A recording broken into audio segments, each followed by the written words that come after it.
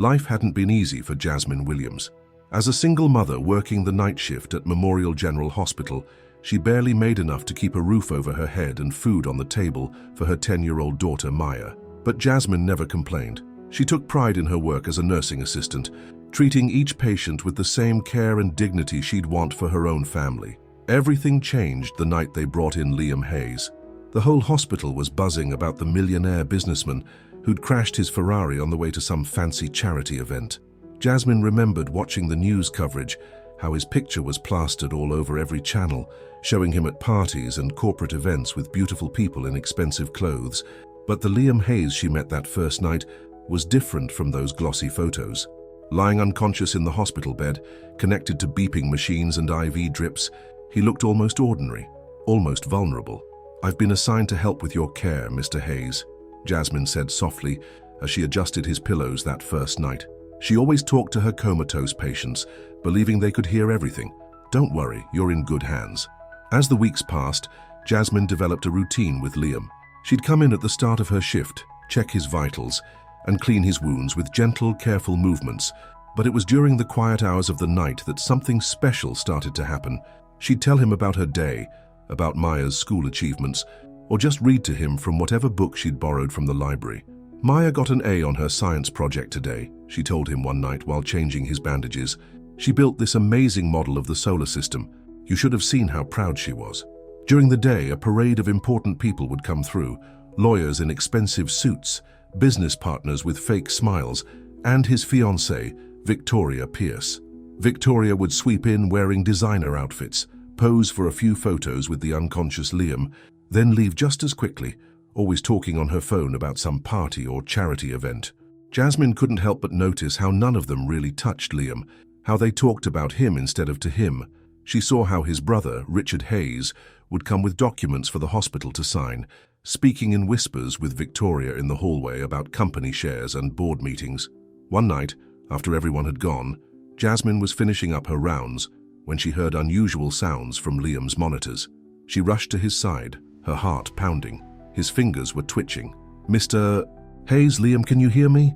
She pressed the call button for the doctor while holding his hand. "If you can hear me, squeeze my hand." She felt the faintest pressure against her fingers, and tears welled up in her eyes. "That's it, Liam. You're coming back to us. You're going to be okay."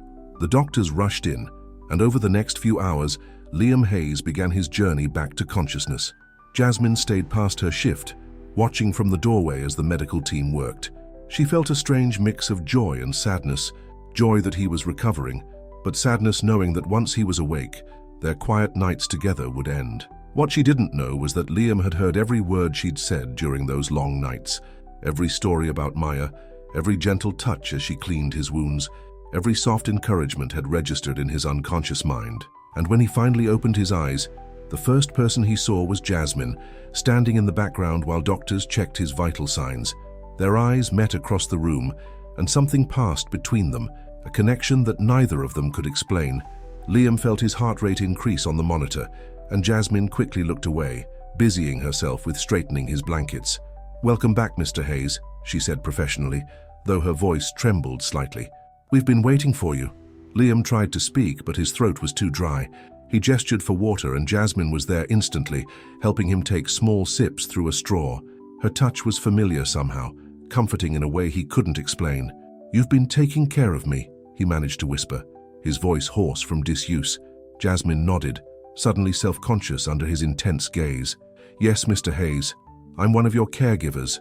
I work the night shift." "The night shift," he repeated slowly, fragments of memories floating through his mind, a soft voice reading stories, gentle hands changing bandages, someone talking about a little girl named Maya. Before he could say more, Victoria burst into the room, followed by a swarm of photographers. "Darling, you're awake!" she exclaimed, pushing past Jasmine to throw herself dramatically across Liam's bed. Jasmine quietly slipped out of the room, but not before Liam caught one last glimpse of her. Something told him this wasn't the end of their story, it was just the beginning. The next few days were chaos at Memorial General Hospital. News crews camped outside, trying to get a glimpse of the now conscious millionaire, Liam Hayes. Victoria made sure to parade in and out wearing different designer outfits each time, always ready for the cameras. but Liam barely noticed any of it. He couldn't stop thinking about the gentle voice from his dreams, Jasmine's voice. "I remember you reading to me," he said one night when Jasmine came to check his vitals. The other visitors had finally gone home, leaving them alone in the quiet hospital room. Jasmine nearly dropped her clipboard. "You could hear me?" "Not everything," Liam admitted, watching her face in the soft light. "But I remember stories about your daughter Maya, and something about a science project." Tears welled up in Jasmine's eyes, but she quickly blinked them away. "We're not supposed to talk so much with patients, Mr. Hayes. It's not professional." "Please," he said, reaching for her hand. "Call me Liam. After all the nights you spent taking care of me, I think we're past formalities." The moment his fingers touched hers, both of them felt a jolt of electricity.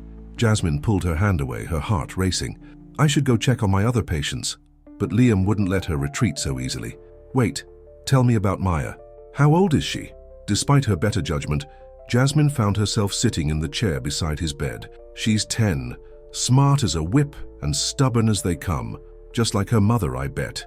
Liam smiled, and Jasmine felt her cheeks grow warm. They talked for hours that night. Liam told her about growing up with wealth but feeling empty inside, how his engagement to Victoria had been more about business connections than love. Jasmine shared stories about raising Maya alone after her husband died, about working 2 jobs to make ends meet.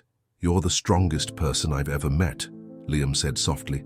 Before Jasmine could respond, the door burst open. Victoria stood there, her face twisted with anger. "What's going on here? Miss Pierce?" Jasmine jumped up. "I was just checking Mr. Hayes's—" "I know exactly what you were doing," Victoria snapped. "Trying to sink your claws into a rich man when he's vulnerable." "How pathetic." "That's enough, Victoria." Liam's voice was sharp.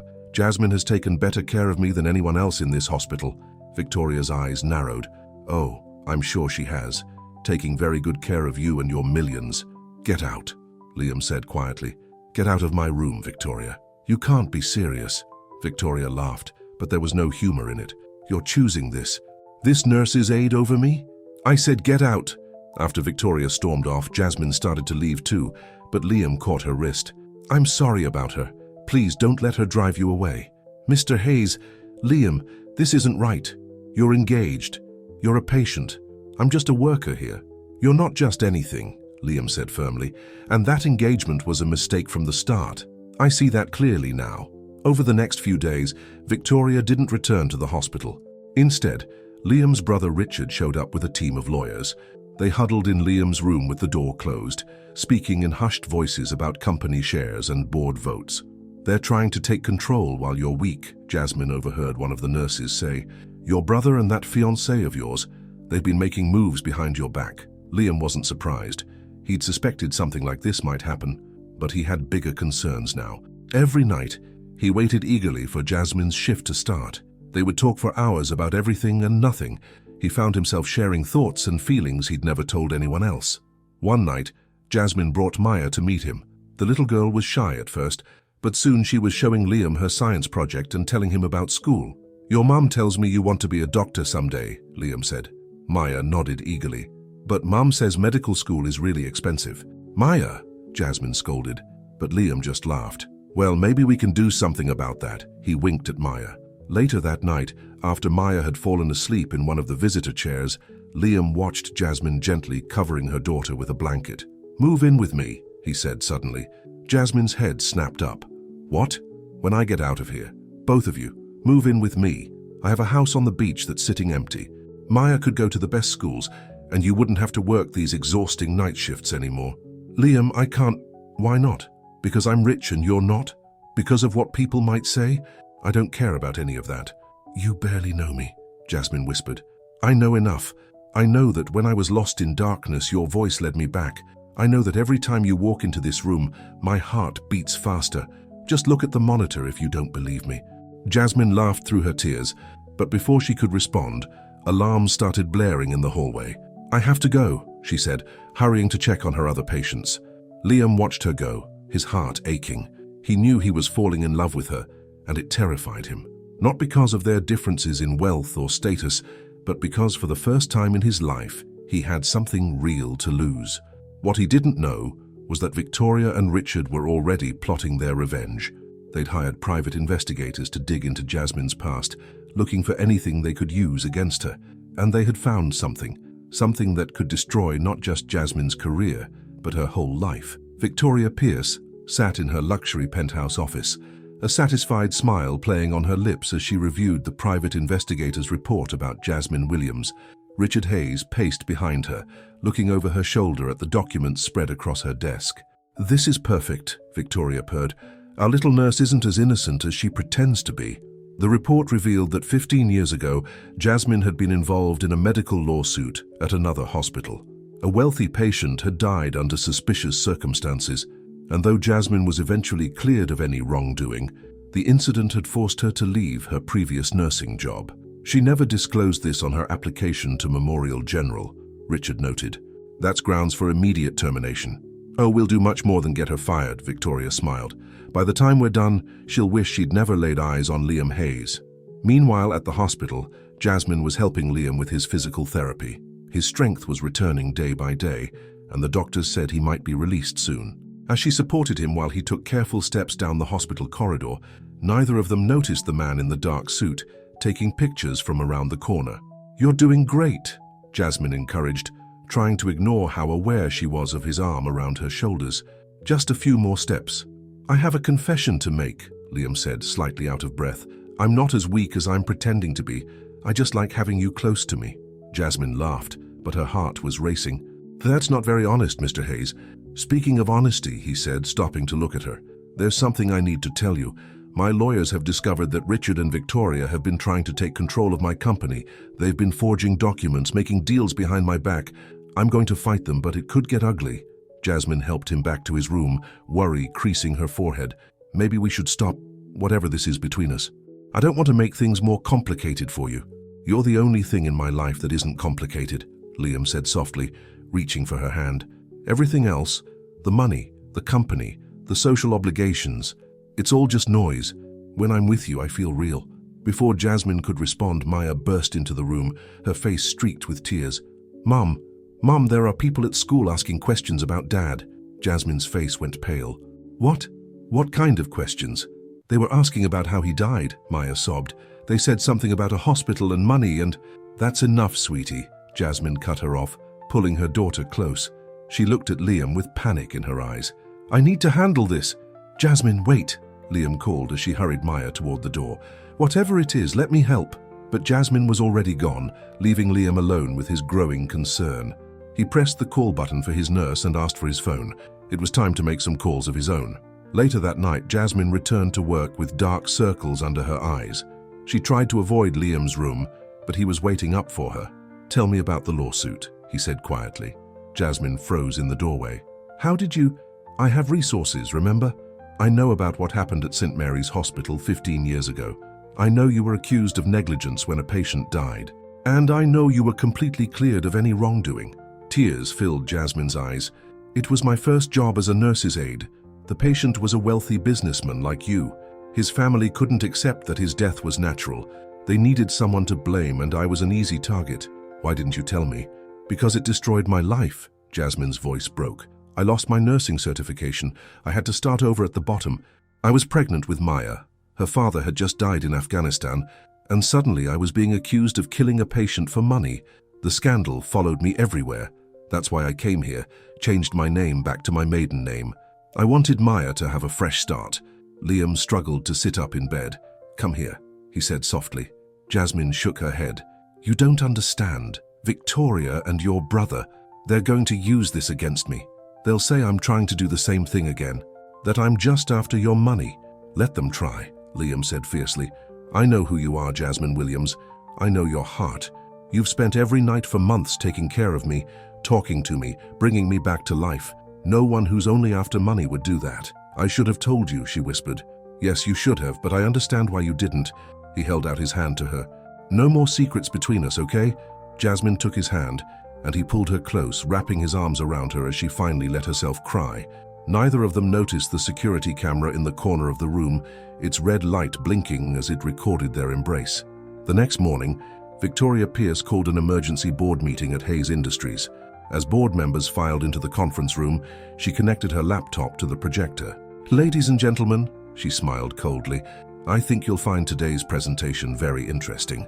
It seems our dear Liam hasn't been entirely honest about his condition. The boardroom at Hayes Industries fell silent as Victoria clicked through her presentation.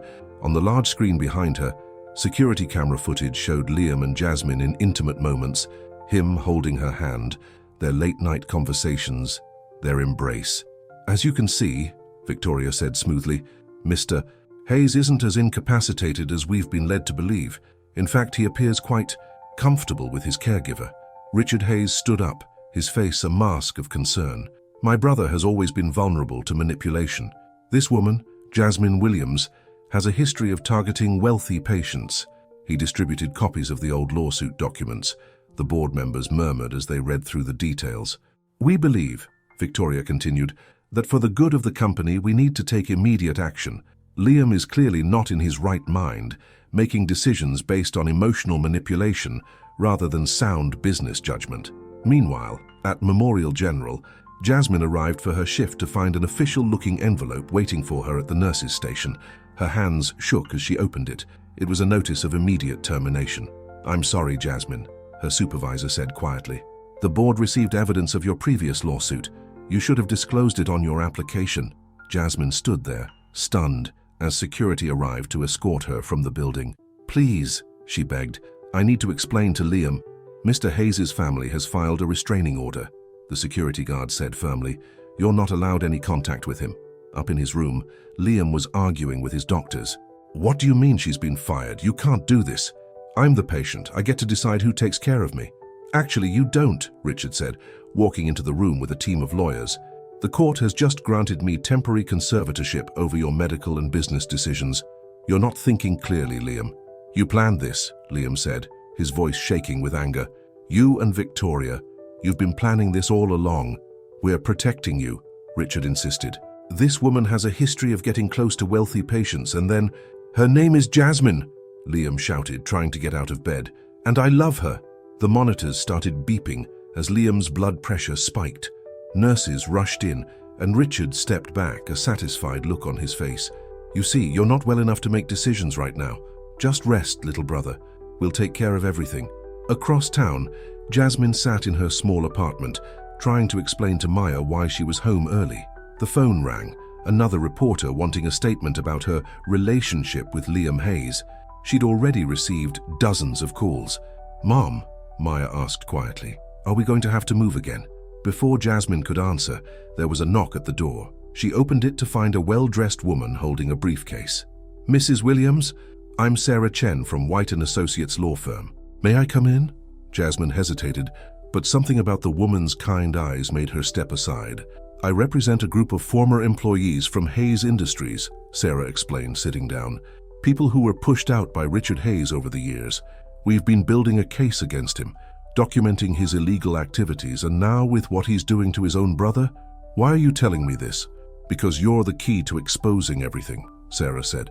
"We have evidence that Richard and Victoria have been embezzling from the company, forging documents, making illegal deals. But we need someone close to Liam to help us prove it." "I'm not close to him anymore," Jasmine said bitterly. "They've made sure of that. That's what they want you to think.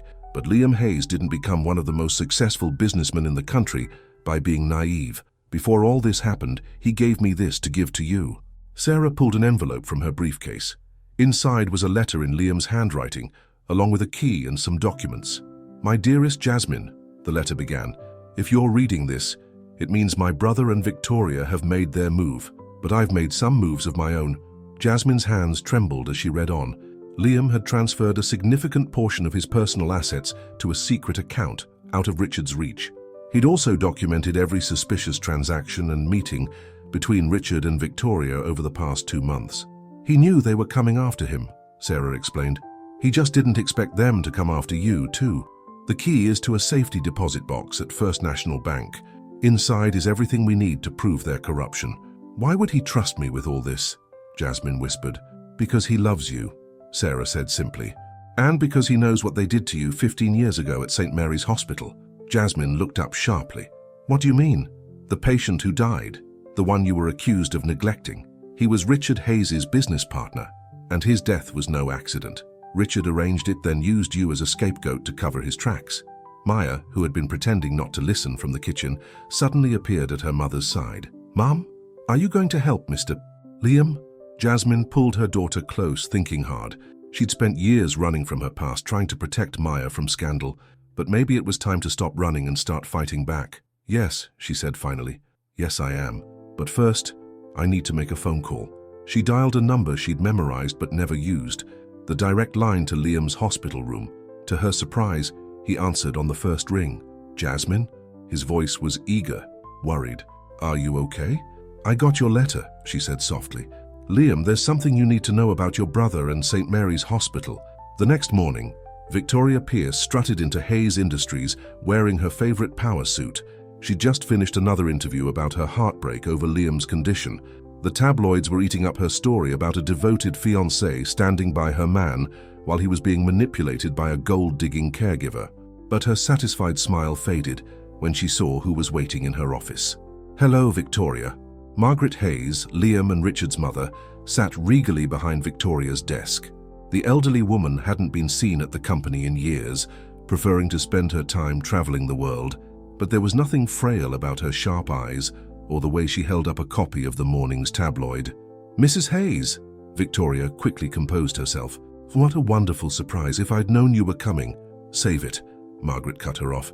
"I've been watching everything from my home in Switzerland. Did you really think I wouldn't come back when I saw what you and my eldest son are doing to Liam?" "We're trying to protect him," Victoria insisted. "This nurse, she's—" "Jasmine Williams," Margaret interrupted again. "Yes, I know all about her. In fact, I had a very interesting conversation with her this morning." Victoria's face went pale. "So you spoke to her? That's against the restraining order." Margaret's laugh was cold. "My dear, I'm Margaret Hayes. I own this building. I can speak to whoever I want." She stood up, smoothing her expensive suit. "And right now, I want to speak to the board. I believe they're all gathered in the main conference room." Meanwhile, at Memorial General Hospital, Liam was having an intense discussion with Dr. Thompson, his longtime personal physician. "The conservatorship is based on claims that I'm mentally unfit," Liam explained. "I need you to testify that I'm fully capable of making my own decisions." Dr. Thompson nodded slowly. "I've been worried about these unnecessary restrictions on your care, especially since your recovery has been remarkable, one might say miraculous, since Ms. Williams began caring for you." "Then you'll help?" "I'll do more than that," the doctor said, pulling out his phone. "I've been keeping detailed records of every time your brother tried to interfere with your treatment, including some very suspicious changes to your medication orders that didn't come from me." Across town, Jasmine sat in Sarah Chen's law office with Maya, looking at old photographs spread across the desk. They showed Richard Hayes meeting with executives from St. Mary's Hospital 15 years ago, just days before the patient's death that Jasmine had been blamed for. "Mom?" Maya asked, studying the pictures. "Is this why we had to change our name?" Jasmine pulled her daughter close. "I was trying to protect you, sweetie, but maybe I was wrong to run away. Maybe it's time to stand up and fight." Sarah's phone buzzed. "That's our signal. Mrs. Hayes has called an emergency board meeting. Are you ready?" Jasmine took a deep breath. "No, but I'm going anyway." The Hayes Industries boardroom was packed. Richard stood at the front, presenting charts about the company's improved performance under his leadership. He faltered when his mother walked in with Victoria trailing behind her. "Mother, what are you doing here?" "Saving this company from you, darling," Margaret said sweetly. She nodded to her security team, who began distributing folders to each board member. "Please take a moment to review these documents. They make for quite interesting reading." Richard's face turned red as the board members opened their folders. Inside were bank statements, showing massive transfers to offshore accounts, emails between Richard and Victoria planning their takeover, and medical records proving they had tried to manipulate Liam's treatment. "This is all lies," Richard shouted. "Actually, it's not," a familiar voice said from the doorway. Everyone turned to see Jasmine standing there with Sarah Chen and a team of FBI agents. "And I can prove it." Victoria lunged for her laptop, but one of the agents stopped her. "That won't be necessary, Ms. Pierce. We've already seized your devices as evidence." "Evidence of what?" Richard demanded. "Conspiracy, fraud, attempted murder," Sarah listed off. "Should I go on? By the way, the FBI is very interested in what really happened at St. Mary's Hospital 15 years ago." Richard's face went from red to white. "You can't prove anything." "Wrong again," Margaret said. She pressed a button on the conference phone. "Liam, are you there, darling?" "I'm here, Mother." Liam's voice filled the room. "And so are the federal prosecutors. Richard, Victoria, it's over."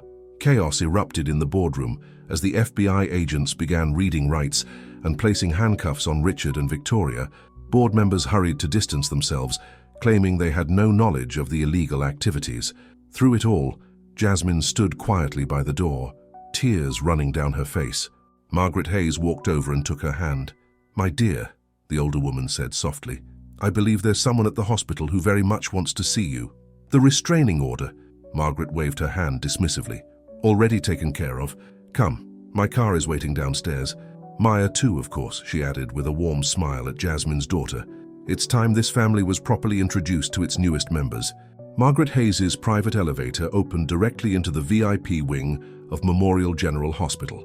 As Jasmine stepped out with Maya holding her hand tightly, her heart was pounding so hard she could barely breathe.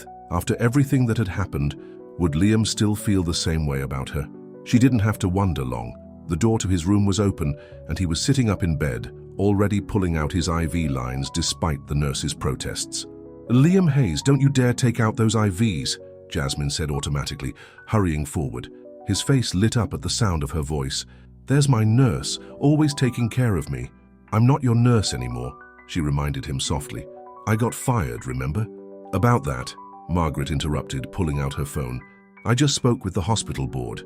They've reviewed the situation and would like to offer you your job back, with a significant promotion and, of course, a public apology." Maya tugged on her mother's sleeve. "Does this mean we don't have to move again?" "No one is moving anywhere," Liam said firmly. He held out his hand to Jasmine. "Come here, both of you." As Jasmine and Maya approached his bed, the nurses and even Margaret quietly slipped out of the room, giving them privacy. "I thought I'd lost you," Liam said, his voice rough with emotion. "When they told me about the restraining order, when I couldn't reach you, I was so scared," Jasmine admitted. "Not for myself, but for Maya.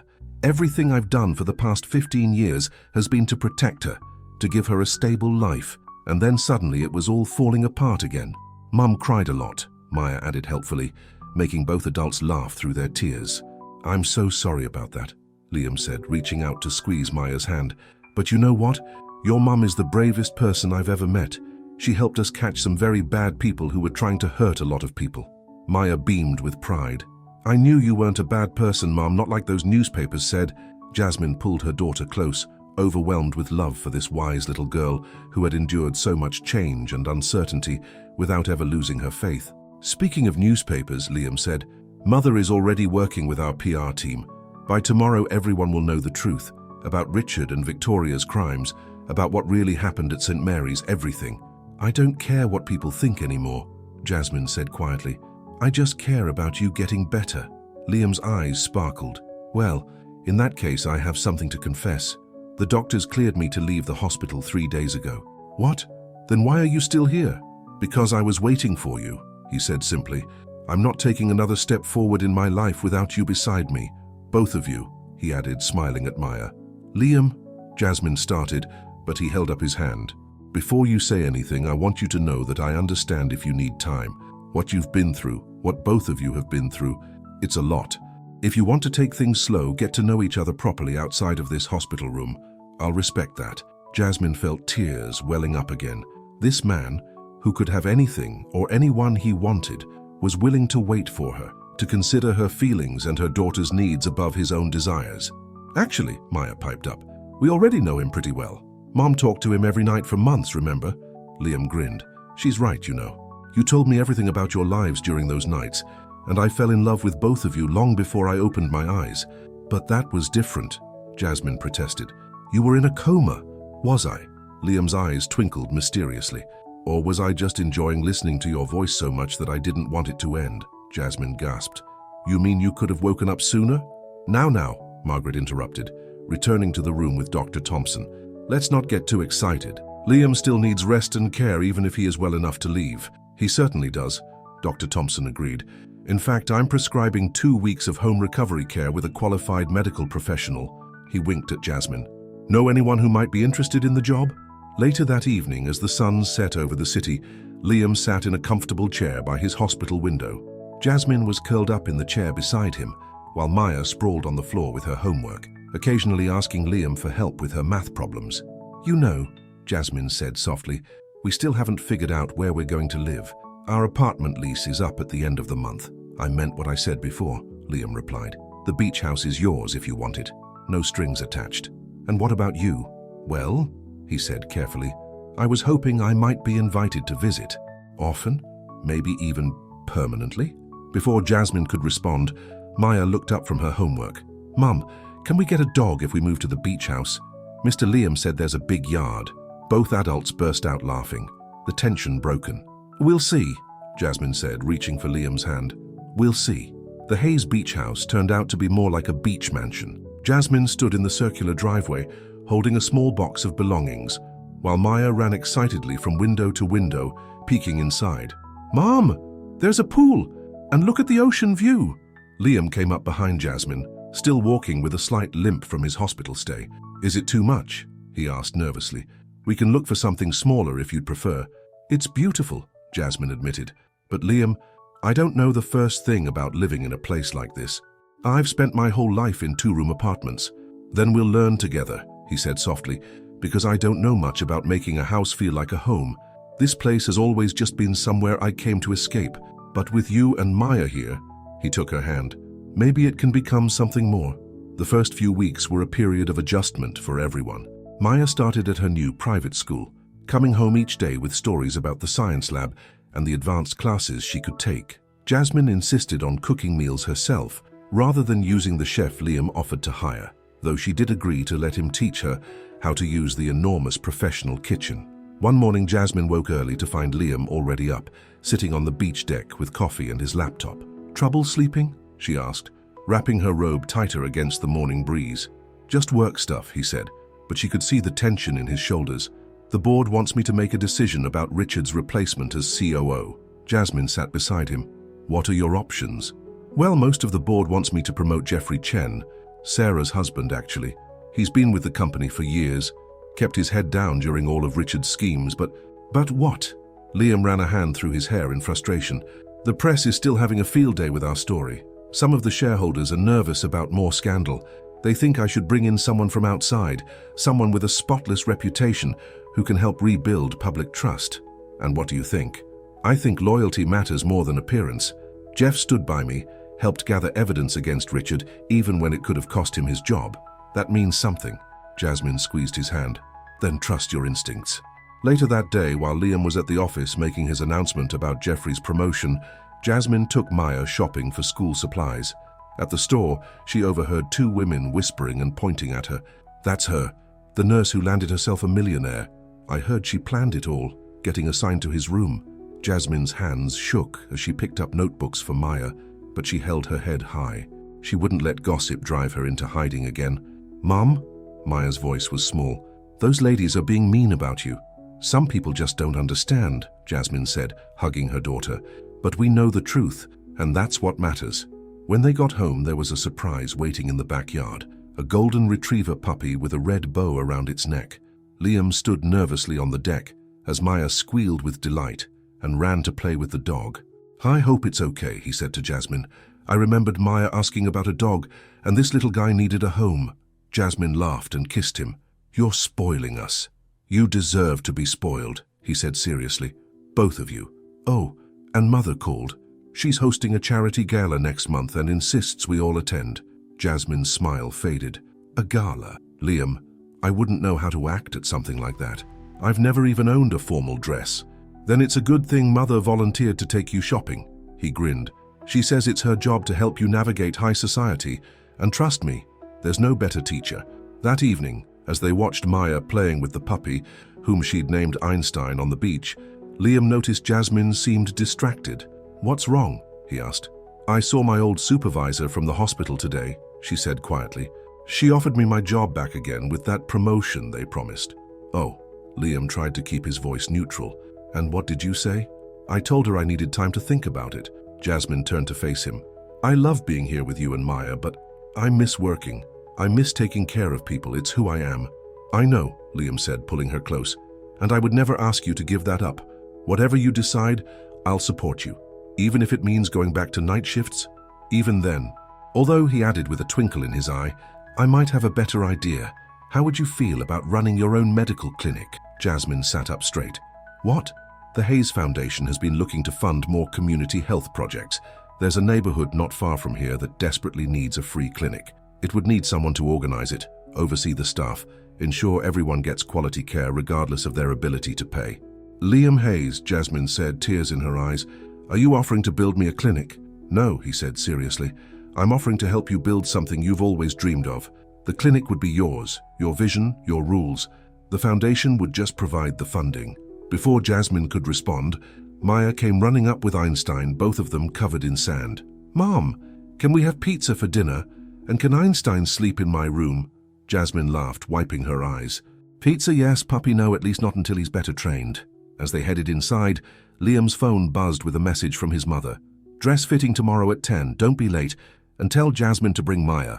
I've ordered something special for her too. Liam smiled, watching his new family, including the sandy puppy, file into the house. There would be challenges ahead, he knew.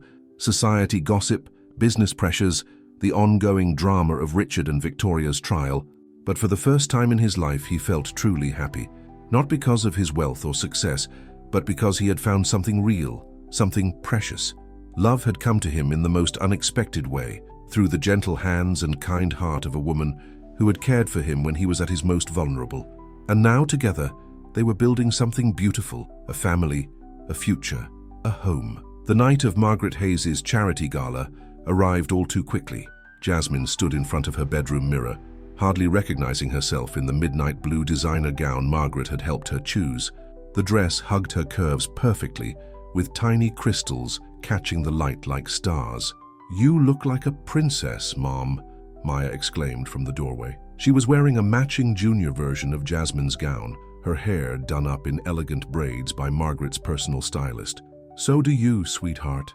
Jasmine's voice trembled slightly. Are you sure you want to come? Mrs. Peterson next door said she'd be happy to watch you. No way, Maya protested. Grandma Margaret said this is our official introduction to society, whatever that means. Jasmine smiled at hearing Maya call Margaret Grandma. The Hayes family matriarch had taken them both under her wing, spending hours teaching them about everything from which fork to use at formal dinners to how to handle nosy reporters.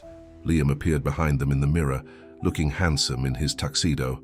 My two beautiful ladies, he said softly. Ready to face the wolves? Liam, Jasmine scolded, glancing at Maya.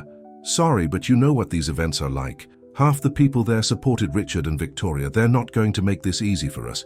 Then we'll face them together, Jasmine said firmly, though her hands shook slightly as she fastened her pearl necklace, another gift from Margaret.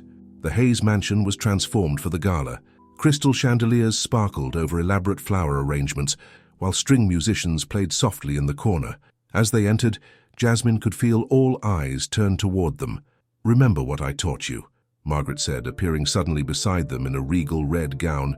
Head high, shoulders back, you have nothing to be ashamed of. The whispers followed them across the ballroom. Can you believe he brought her? And the child too? What is Margaret thinking, allowing this? Maya squeezed Jasmine's hand tighter, but kept her chin up just like Margaret had taught her. They made their way through the crowd, Liam's hand steady on Jasmine's back, until they reached their table near the front. Just then, a woman in an expensive designer dress stepped into their path. Liam, darling, she trilled, it's been ages, and this must be the nurse we've heard so much about. Hello, Barbara, Liam said coolly. Yes, this is Jasmine Williams, my partner, and our daughter, Maya. Jasmine's heart swelled hearing him claim Maya as his own. Barbara's smile turned brittle. How sweet. You know, Liam, several of us on the hospital board were quite concerned about your recovery. If you'd like a referral to a more professional care facility. Actually, Margaret interrupted smoothly, Jasmine is about to open her own medical clinic. The Hayes Foundation's newest project, bringing quality healthcare to underserved communities. We're announcing it tonight. Barbara's face fell. This wasn't the scandal she'd been hoping for. Before she could respond, the lights dimmed and Margaret took the stage. Ladies and gentlemen, her voice rang out clear and strong, tonight we're not just raising money for charity. We're celebrating new beginnings, second chances, and the power of love to heal all wounds. She went on to announce the new clinic, with Jasmine as its director. The crowd applauded politely, but Jasmine could see the calculating looks, the raised eyebrows. During dinner, Maya charmed everyone at their table with her stories about Einstein the puppy and her science projects at school. Even some of the stuffiest society matrons couldn't resist her natural sweetness. "She's remarkable," Jeffrey Chen commented to Jasmine. He and Sarah had been seated with them, a clear show of support from Liam. Just like her mother, but not everyone was won over. As Jasmine returned from the ladies' room later that evening, she overheard a conversation around the corner. It's obvious what she's after. First the clinic, then probably a seat on the board. Poor Liam. After what his brother did, you'd think he'd be more careful. "Well, I heard Victoria's appeal is going well. Maybe once she's out." Jasmine's hands clenched into fists. She was about to turn around when she heard another voice, Maya's. "You shouldn't say mean things about my mom," her daughter's clear voice rang out. "She's the best person I know. And Mr. Liam loves us. If you were really his friends, you'd be happy for him." Jasmine rounded the corner to find Maya facing down a group of society women who at least had the grace to look embarrassed at being scolded by a child. "Come on, sweetie," Jasmine said, taking Maya's hand. "I think it's time for our dance with Liam." On the dance floor, Liam held them both close as they swayed to the music. "I saw what happened back there," he murmured. "Maya, you were very brave." "I just said what Grandma Margaret told me to say if people were mean," Maya replied innocently. "She says the best weapon against gossip is the truth." Jasmine laughed despite her tears.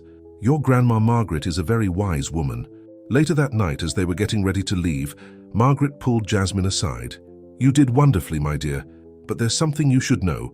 Victoria's lawyers have filed an appeal, and they're requesting a new trial." Jasmine felt her blood run cold.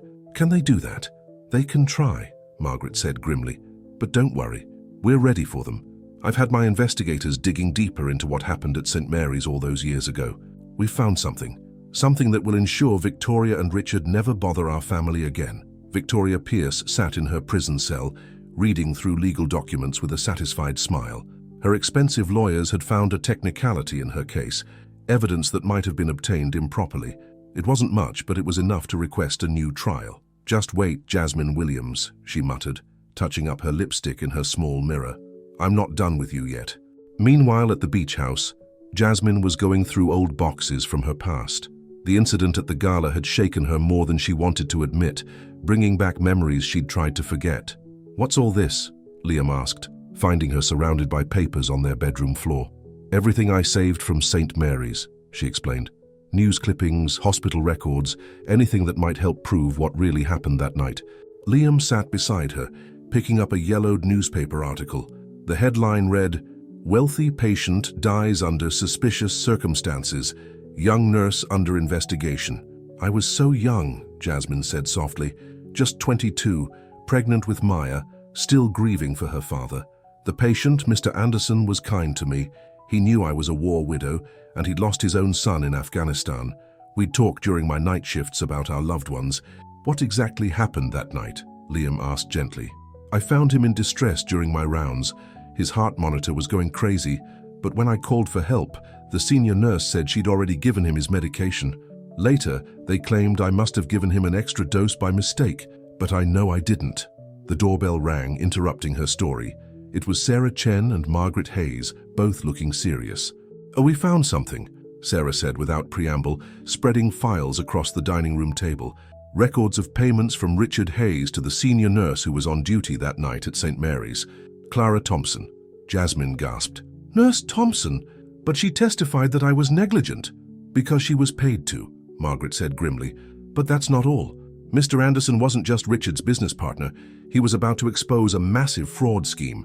Richard and Victoria had been embezzling money from their joint ventures for years." "So they killed him?" Jasmine whispered. "And set you up to take the fall," Sarah confirmed. "We found offshore accounts, wire transfers, everything. Clara Thompson received regular payments for 15 years to keep quiet. But now she's ready to talk," Margaret added. "The guilt has been eating at her. And when she heard about Victoria's appeal..." Just then, Maya burst in from the beach, Einstein bounding beside her. "Mom, look what I found in the sand!" She stopped short, sensing the tension in the room. "What's wrong?" "Nothing, sweetheart," Jasmine said quickly. "Why don't you take Einstein up to your room to do your homework?" After Maya left, Liam wrapped his arms around Jasmine. "We have them this time. Real evidence, a witness willing to testify. They can't hurt you anymore." "You don't know Victoria," Jasmine said shakily. "She's desperate now, and desperate people are dangerous." As if on cue, Jasmine's phone buzzed with a text from an unknown number. "Meet me at St. Mary's Hospital. Tonight. Come alone, or everything you've built comes crashing down." "It's her," Jasmine said, showing them the message. "Victoria somehow got a phone in prison. You can't go," Liam insisted. "It's obviously a trap." But Margaret was thoughtful. "Actually, maybe she should. With proper backup, of course." Sarah nodded, already making calls. "I'll contact the FBI agents handling the case. We can wire Jasmine for sound, have agents in place." "No," Jasmine interrupted. "I need to do this my way. For 15 years, I've been running from what happened at St. Mary's. It's time to face it." "Then we face it together," Liam said firmly. That night, St. Mary's Hospital looked different than Jasmine remembered. The old building had been renovated, but the memories came flooding back as she walked through the quiet halls. Agent Roberts, disguised as a janitor, nodded slightly as she passed. Victoria was waiting in the hospital chapel, wearing an orange prison jumpsuit, but somehow still managing to look elegant. "I knew you'd come," she smiled. "Still the dutiful nurse, aren't you?" "What do you want, Victoria?" "To make a deal. I have evidence that could clear your name completely. Proof that you were innocent all those years ago. All you have to do is convince Liam to drop the charges against me." "Why should I believe you?" Victoria pulled out an envelope. "Because I was there that night. I watched Richard's whole plan unfold. I saw Clara Thompson give Mr. Anderson that fatal dose, and I have proof." "You're forgetting something," Jasmine said calmly. "Clara Thompson is already talking to the FBI." Victoria's smile faltered for a moment. "She's lying. It's her word against mine." "Actually," a voice said from the doorway, "it's her word, plus 15 years of banking records, plus my testimony." They turned to see Clara Thompson herself standing there, flanked by FBI agents. She looked older, tired, but determined. "I'm so sorry, Jasmine," Clara said, tears in her eyes. "I've carried this guilt for so long. When they threatened my family, I was too scared to stand up to them. But not anymore." Victoria lunged for the chapel door, but more agents appeared, blocking her escape. As they led her away in handcuffs, she screamed back at Jasmine, "This isn't over. You don't belong in his world. You'll never be one of us." "You're right," Jasmine called after her. "I'm not one of you, and thank God for that." Later that night, back at the beach house, Jasmine found Maya sitting on the deck, looking at the stars. "Is everything okay now, Mum?" she asked. "The bad people can't hurt us anymore?" Jasmine held her daughter close. "No, baby, they can't hurt us anymore. We're home and we're safe and we're loved. That's all that matters." Inside, Liam watched them through the window, his heart full. Tomorrow there would be press conferences and legal proceedings, more society events to navigate and challenges to face. But tonight, his family was together and whole. And in the end, that was the greatest victory of all. 1 year later, the Hayes Medical Clinic was celebrating its first anniversary. The waiting room was filled with balloons and streamers, while patients and staff shared cake and stories about how the clinic had changed their lives. Jasmine stood in her office doorway, watching the celebration with tears of joy in her eyes. The clinic had exceeded all expectations, serving thousands of patients who couldn't afford traditional medical care. Her staff included several nurses who'd once been afraid to hire her because of her past. Now they looked to her for leadership. "Penny, for your thoughts?" Liam's voice came from behind her as his arms wrapped around her waist. "Just thinking about how much can change in a year," she smiled, leaning back against him. Victoria and Richard's convictions being upheld, Clara Thompson getting immunity for her testimony, the clinic's success. "Don't forget the most important change," Liam said, taking her hand and running his thumb over the diamond engagement ring she wore. "In 2 weeks, you'll officially be Mrs. Hayes." "Mom! Dad!" Maya's voice carried down the hallway as she ran toward them, her white doctor's coat flapping behind her. Margaret had ordered a custom-made child-sized version when Maya announced she wanted to volunteer at the clinic after school. "Grandma Margaret is here with Einstein and she says it's time." The family made their way to the clinic's main lobby, where Margaret waited with their now fully grown golden retriever. The local news crew was setting up their cameras. The Hayes Medical Clinic had become something of a symbol in the community, and its first anniversary was big news. "Ready for your close-up?" Margaret teased Jasmine. "Remember, you're not just the clinic director today. You're also the future Mrs. Hayes, and the media wants their fairy tale." "It's not a fairy tale," Jasmine said firmly. "It's better because it's real. All of it. The hard parts and the happy parts." The interview went smoothly, with Jasmine speaking passionately about the clinic's mission, while Liam beamed proudly beside her. Maya chimed in about her plans to become a doctor someday, making the reporter chuckle. "And what about the wedding?" the reporter asked. "The society pages are calling it the event of the year." "It's just a celebration of family and love," Jasmine answered simply. "That's all it needs to be." But later that evening, as they walked on the beach behind their house, Liam had a surprise for his soon-to-be wife. "I know we agreed to keep the wedding simple," he said, stopping to face her, "but I wanted to give you something special first." He handed her an envelope. Inside was a deed to the clinic building, in her name only. "Liam, I can't accept this." "Yes, you can," he insisted. "So you've built something amazing there, Jasmine. Something that's changing lives. It should belong to you free and clear. But the Hayes Foundation will continue to provide funding as needed, but the clinic is yours. You've more than earned it." Tears spilled down her cheeks as she hugged him. From up on their deck, Maya watched with Margaret, both of them smiling. "They really love each other, don't they?" Maya said. "Yes, they do," Margaret agreed. "And that love has healed a lot of old wounds, not just theirs, but mine too. Watching my son find real happiness, seeing this family come together, it's more than I ever hoped for." The day of the wedding dawned bright and clear. Unlike the elaborate society weddings that usually filled the society pages, Liam and Jasmine had chosen to hold their ceremony on the beach behind their home. Chairs were set up in the sand, with an arch of white flowers marking the spot where they would say their vows.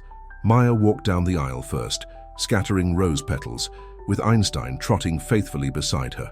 Then all the guests stood as Jasmine appeared, looking radiant in a simple white gown that caught the ocean breeze. Margaret walked beside her, having insisted on giving her away. "Who gives this woman to be married?" the minister asked. "Her daughter and I do," Margaret said firmly, placing Jasmine's hand in Liam's. The ceremony was brief but heartfelt. When it came time for their vows, both Liam and Jasmine spoke from the heart. "I was lost in darkness," Liam said, his voice thick with emotion. "And your voice, your care, your love led me back to life. You and Maya aren't just my family. You're my miracle."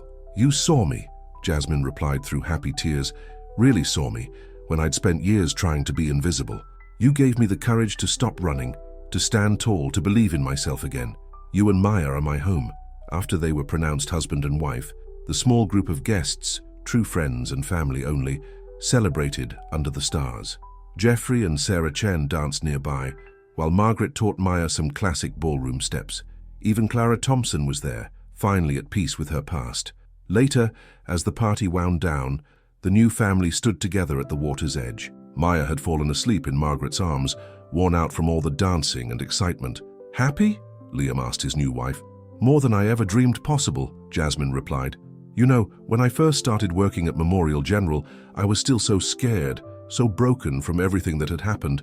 I never imagined I'd find this kind of love, this kind of family. Sometimes the best things in life come when we least expect them," Margaret said softly, kissing Maya's forehead. In a hospital room in the dark of night, in the heart of someone who never stopped caring even when the whole world turned away. Liam pulled Jasmine close as they watched the waves roll in. The past year had brought so many changes, so many challenges, but their love had only grown stronger. Together they had faced down society's judgment, overcome past traumas, and built something beautiful. "Ready to go in?" Liam asked as the night grew cooler. "In a minute," Jasmine said, looking up at the stars. "I just want to remember this moment forever." But she didn't need to worry about forgetting. Their love story, unexpected, profound, and real, would be remembered not just by them, but by everyone whose lives they touched. Through the clinic, through their family, through their unwavering devotion to each other, they had proven that true love really does conquer all. And as they walked back to their home, hand in hand, with their daughter and their dog and their wise mother-grandmother beside them, they knew that this wasn't the end of their story. It was just the beginning of their next great adventure, together. The end.